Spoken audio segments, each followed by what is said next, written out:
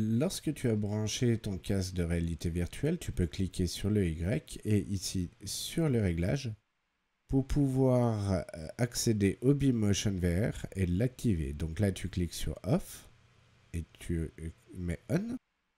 Et dès que tu vas cliquer sur OK, tu vas rentrer dans ton casque.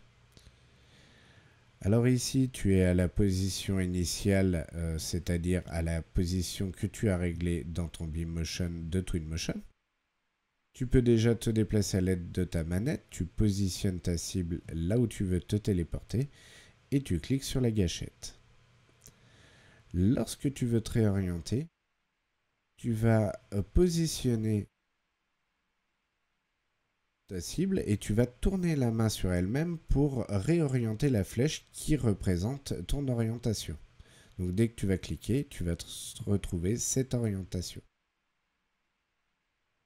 Tu peux aussi faire des réglages. Donc tu viens dans Settings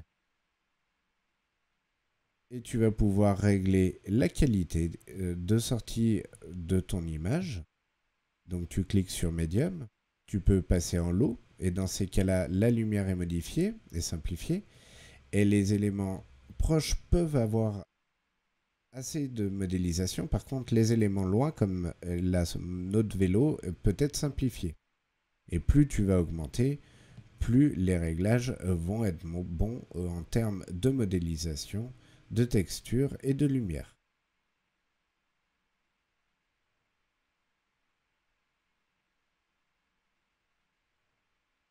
Donc ensuite, tu peux changer la langue. Tu peux aussi modifier le timestamp, c'est-à-dire ton intervalle de temps. Tu peux aussi régler la position au niveau du sol si tu t'es déplacé dans de la hauteur. Tu peux aussi modifier le temps, c'est-à-dire l'horaire, le mois, ou encore véritablement le temps. Et pour ça, tu maintiens le clic gauche sur un carré et tu le déplaces vers le haut ou le bas.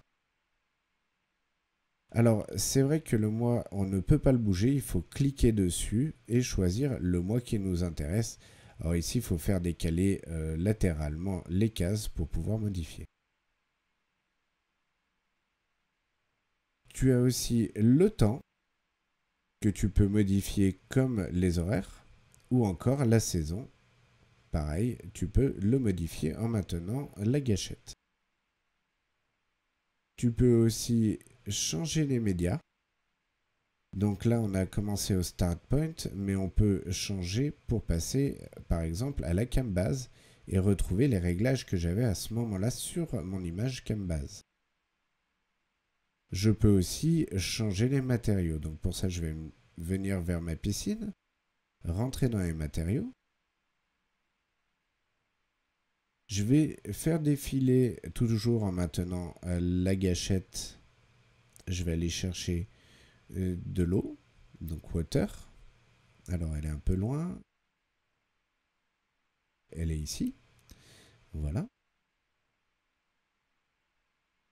Donc là on parle de texture. Donc lorsque tu cliques dessus, des fois il faut un peu laisser charger. Et donc quand c'est chargé, tu peux prendre un matériel et le déplacer sur l'objet qui t'intéresse. Donc tu prends en maintenant la gâchette et tu pointes. Tu vas pouvoir modifier beaucoup de matériaux comme des vitres, voilà, où tu vas avoir le sol, tu vas avoir beaucoup d'éléments différents. Par exemple, de la pierre, du bois, du métal, du plastique, et il y a même du wolf covering, ou encore des néons pour mettre un peu de lumière.